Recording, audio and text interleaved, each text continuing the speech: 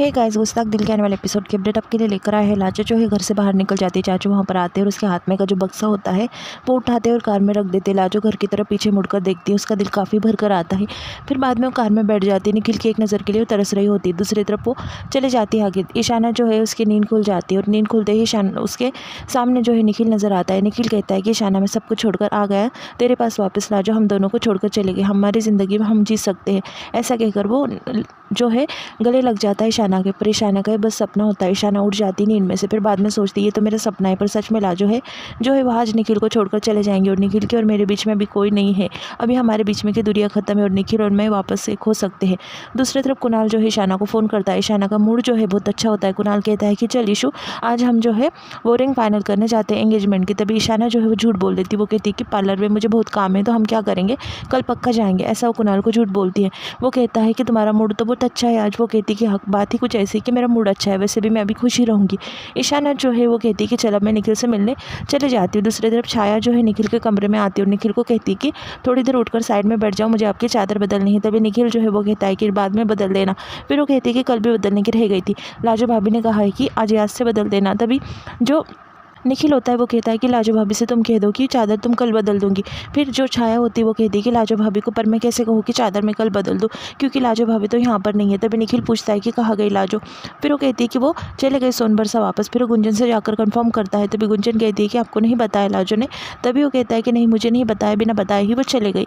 फिर वो कहती है कि अगर मुझे पता होता कि आपको नहीं बताया भाई तो मैं आपको ज़रूर उठाकर बताती, और उसने ही मना किया था कि आपकी तबीयत ठीक नहीं है और आपको नींद में से ना उठाए और आपको उठाकर ना बोले। फिर वो कहता है कि ऐसे कैसे जा सकती है यार, एक बार तो उसने मुझे बता देना चाहिए था ना। तभी गुंजा कहती है क्या प्रॉब्लम है, आप उसे कभी बताकर जाते हो कि आप कहाँ जा रहे हो। उतने में आयशा वहाँ पर आ जाती है और आयशा कहती है कि छोड़ना निखिल, वैसे भी उसके मॉम डैड से मिलने गई और फ्रेश होकर वापस आ जाएंगी, तुझे ईशाना के बारे में सोचना चाहिए। जो लाजो होती है वो बैठी होती कार में इधर उधर देख रही होती। चाचू उससे कहती है कि क्या हुआ, आज तुम्हारा मौन व्रत है कि तुम बात नहीं कर रही हो। तभी वो कहती है कि कुछ नहीं। फिर वो कहता है कि तुम क्या देख रही थी। फिर वो कहती है कि खेत कल्याण वगैरह, ये कितने अजीब है ना, आंखों में दिखते हैं और वापस से चले जाते हैं। तभी चाचू जो है उसे कहने लगते हैं कि हाँ, कुछ यादें ही रह जाती है बस, और बीते लम्हे जो है वो पूरे बीत जाते हैं। फिर लाजो को पुरानी बातें याद आती है कि कैसे उसका हाथ थामा था निखिल ने और उससे शादी कर उसकी ज़िंदगी बचाई थी और आज वो वापस से अकेली पड़ गई है। निखिल जो है उससे नफरत करता है, इसलिए जो है वापस जा रही है। चाचू कहती है कि चलो लाजो ये सब कुछ छोड़ो, अब मुझे एक बताओ कि यहाँ से सोनबरसा कितने दूर है। तभी लाजो जो है एक्साइटेड होकर वापस से सब भूल कर रास्ता बताने लगती है चाचू को। चाचू को कहती है कि चाचू यहाँ से हम सीधा जाएंगे, अगली वाली गली जो है वहाँ से अंदर लेना है, वहाँ से 5-6 किलोमीटर ही हमारा गाँव है सोनबरसा, आ जाएगा। चाचू को एड्रेस अच्छे से बता देती। फिर चाचू जो है वो पतली सड़क पे गाड़ी ले लेते हैं और वहाँ से सोनबरसा के लिए आगे निकल जाते हैं। लाजो की माई जो है काफ़ी नाराज़ होती है क्योंकि उसकी बहन जो है लाखी, तो वो है जो ट्रिप पे चले जाती है, उसके बावजूद से ट्रिप पे भेज देते हैं। लाजो की माई को अच्छा नहीं लगता कि लड़कियों को ट्रिप पे भेज दिया, उसके बावजूद पर गुस्सा होती है। तभी उतने में लाजो की कार उसे नज़र आ जाती है। लाजो बाहर आ जाती है। तभी उसके माई को मतलब एकदम से हैरानी हो जाती है लाजो को सामने देखकर, और सारे गाँव वाले भी उधर से गुजर रहे होते हैं कि किसकी कार है। उतने में लाजो वहाँ पर आती है और उसकी माई से मिलती है, उसके गले लग जाती है उसकी माई। फिर कहती है कि अचानक बिना बताए ऐसे कैसे तुम आ गई। तभी लाजो कहती है कि हम सबको सरप्राइज़ देना चाहते थे, अच्छा नहीं लगा हम यहाँ पर आ गए। उतने में चाचू भी वहाँ पर आ जाते हैं। फिर चाचू कहते हैं कि फिर जो राम बच्चन होते हैं वो उन्हें अंदर बुलाते हैं। वो कहते हैं कि हमारी बिटिया से कोनो गलती हुई है क्या, आप इसे छोड़ने आ गए। वो कहते हैं कि गलती वगैरह कुछ नहीं, मैं यहाँ पर पापा से मिलने आया था, इसलिए मैं लाजो को भी साथ में लेकर आया क्योंकि लाजो का भी मन था कि आपसे मिले। फिर वो ऐसा कह देता है। फिर बाद में कहता है कि मैं मिलकर यहाँ पर वापस आता हूँ। दूसरी तरफ लाजो कहती है कि जब मैं सरप्राइज़ देने आ गई, पिछले बार मैं जल्दी चले गई थी तो सबको शिकायत थी, आज मैं आ गई आपके साथ में थोड़ा टाइम बिताने के लिए, तभी आपको शिकायत है। माई आपको अच्छा नहीं लगा ना मैं आ गई यहाँ पर। तभी उसकी माई कहती है कि ऐसी कोई भी बात नहीं है, दामाद बाबू नज़र नहीं आ रहे, वो नहीं आए साथ में। वो कहती है कि वो नहीं आए, पर मैं चाचू के साथ में आई हूँ ना, इस बारी मैं बहुत दिन रहूँगी, देखना माई, इस बार मैं तुम्हें कोई शिकायत नहीं का मौका नहीं दूंगी। तभी इसकी माई जो होती खुश हो जाती है और कहती है सच में बेटी तो बहुत दिन के लिए आई है ना। बाद में लाजो कहती है कि हाँ माई। दूसरी तरफ जो सम्राट होता है वो घर पर चले जाता है उसके बाबा से मिलने के लिए। वो घर के कार के बाहर उतर जाता है और घर को देखने लगता है। वो सोचता है घर को देखकर कि ये घर तो बिल्कुल नहीं बदला, जैसे पहले था वैसा ही है। वो सामान उसका बाहर निकाल देता है और थोड़ी डेयरिंग कर अंदर जाने लगता है। उसकी डेयरिंग नहीं होती अंदर जाने के लिए। फिर वो जाता है और जाकर वहाँ पर चले जाता है। जो बाबा होते हैं वहाँ पर बैठे होते हैं। सम्राट जो है बाबा कहकर आवाज़ देता है, बाबा उसे देख लेते हैं। ऊपर से आती है अनुराधा। अनुराधा भी सम्राट को देख लेती।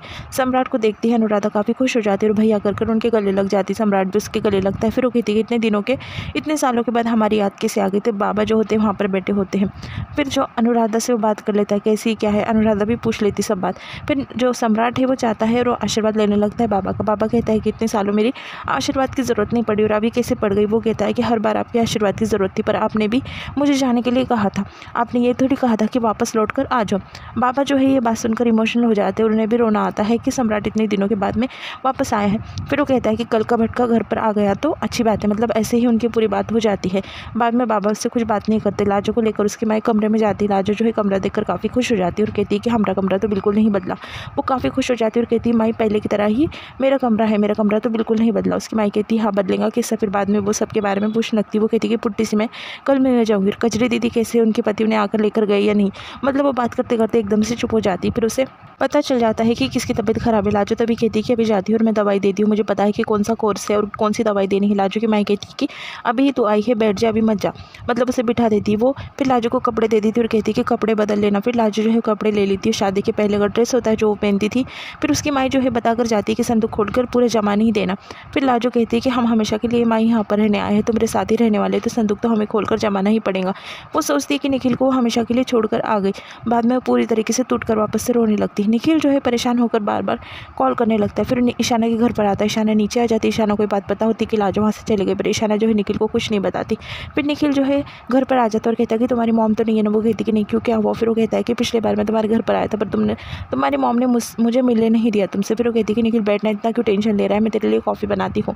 निखिल वहाँ पर बैठ जाता है। ईशाना जो है उसके लिए कॉफ़ी बनाती है। फिर निखिल कहता है कि लाजो भी कितनी अजीब है ना, सोन बरसा चले गए और मुझे एक बार भी नहीं बताया कि वो जा रही है। एटलीस्ट एक बार तो बता देती कि मैं जा रही हूँ। मैं इतनी परेशान हो गया उसके लिए, मैं हर उसका नखरा उठाता हूँ, फिर भी उतनी बड़ी बात जो है मुझे बताए बिना मॉम डैड को बता के चले गई। फिर वो पानी ले लेता है पीने के लिए। फिर जो ईशाना है उसके ऊपर गुस्सा होकर कहती है कि निखिल तो तेरी बीवी की शिकायत करने यहाँ पर आया है या मैं मुझसे मिलने को आया। फिर निखिल कहता है कि बताया तो था ईशाना तुझे कि मैं तुझसे मिलने आया हूँ, तू मेरा कॉल पिकअप नहीं कर रही, मेरे मैसेज का रिप्लाई नहीं दे रही और तूने वापस से कुणाल से शादी करने का डिसीजन भी ले लिया। ये बात से मैं फ्रस्ट्रेट था और लाजो की भी बात।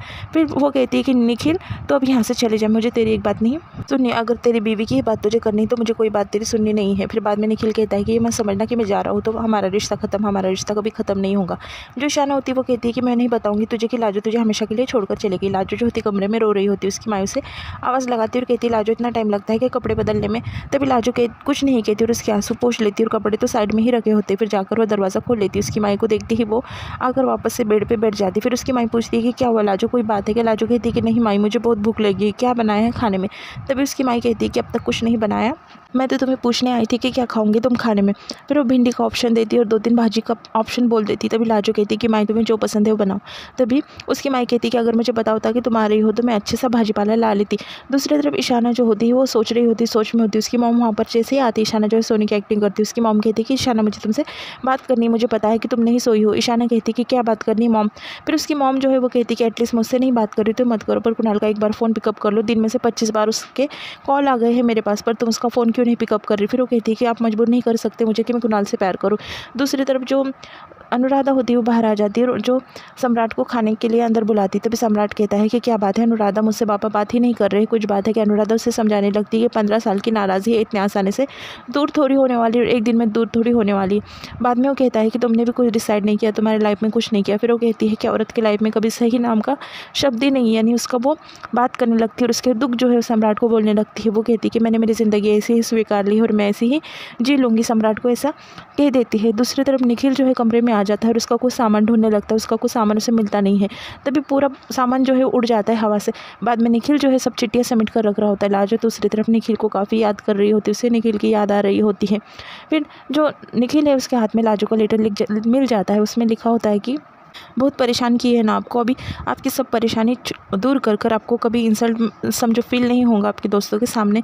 और वो चिट्ठी में लिखा होता है कि मैं हमेशा के लिए आपको छोड़कर जा रही हूँ, आप ईशाना के साथ में खुश रहना, क्योंकि आप ईशाना को जितना प्यार करते हो उतना प्यार कोई किसी को नहीं कर सकता, और मैं आपको हमेशा के लिए छोड़कर जा रही हूँ। निखिल जो उसकी चिट्ठी पढ़ लेता है और दूसरी तरफ लाजो का भी मन नहीं लगता। वो खिड़की के पास आकर खड़ी हो जाती है। इतने में आयशा वहाँ पर आती है और कहती है कि क्या हुआ, तू इतना उदास क्यों है, अभी तक वो बात को लेकर तो सैड है क्या। फिर वो कहता है कि लाजो हमेशा के लिए हमें छोड़कर चली गई और यहाँ पर एपिसोड खत्म।